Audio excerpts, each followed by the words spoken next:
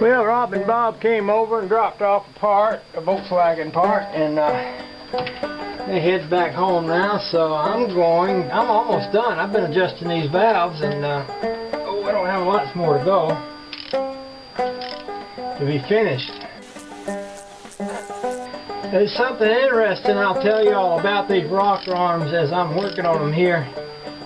I discovered that all of the valve adjusters on this side are 7/16.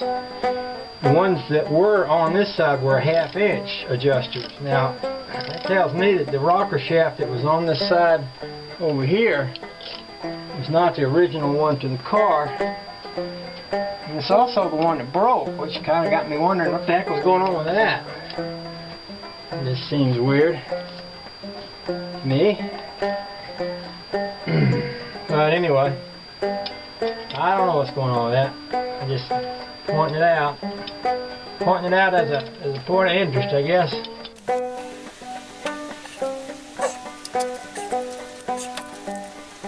Alrighty then.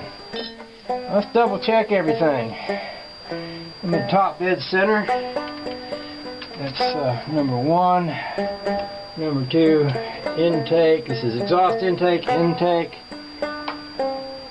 Number 4, exhaust. So that's exhaust, intake, intake, exhaust, exhaust, intake, intake, intake, exhaust.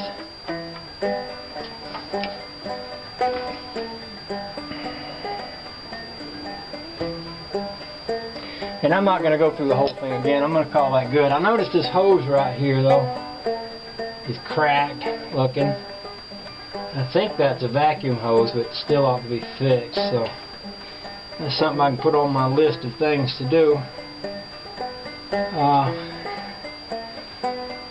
Yeah. So I guess what comes next is clean out that engine there and put the gaskets on it and put the intake back on it. Put the valley pan back on. I can go ahead and pull these old gaskets off and scrape on them.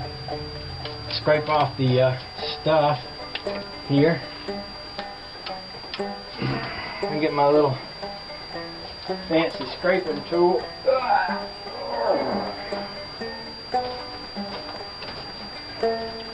think I'll throw my sheet back down in the motor there to keep me from getting gasket crumbs down in there. I guess I can put my book away now too. I kind of figured out that that cat's been sleeping in my motor. I came out this morning and caught him sleeping in my rat rod, so I guess he's done figured out that the coolest place to hang out is inside of my cars and such. So, alrighty then, if it is what it is.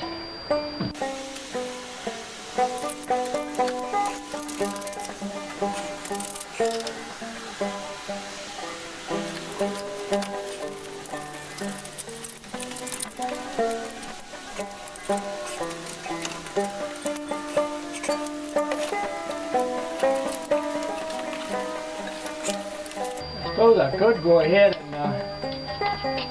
clean up those valve covers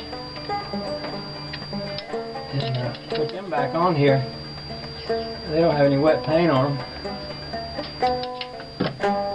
On the other hand, I could hold off on doing that and actually see it run and watch the oil move around.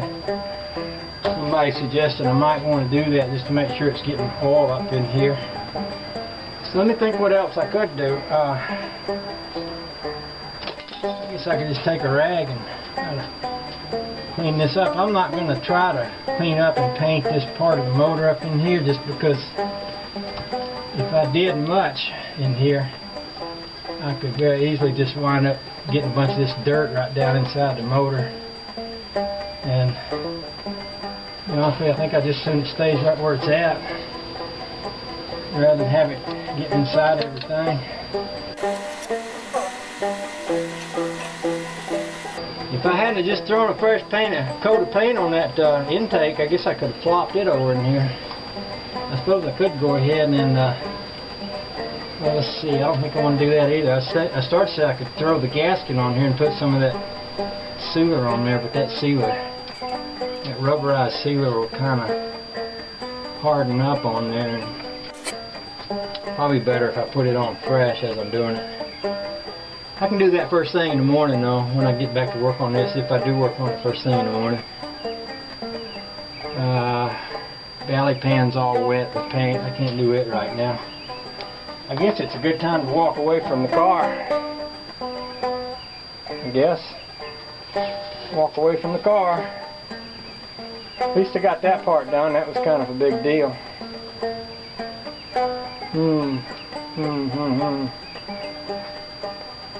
Oh, I know. I got a Valley pan gasket that should come off.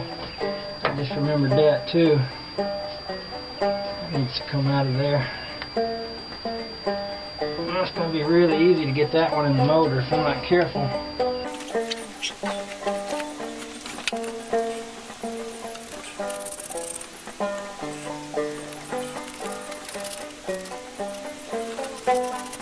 That seems to be working pretty good. Scraping it off like that. Trying to keep it all in one piece. It seems to work better than taking it off in little bits and bunches.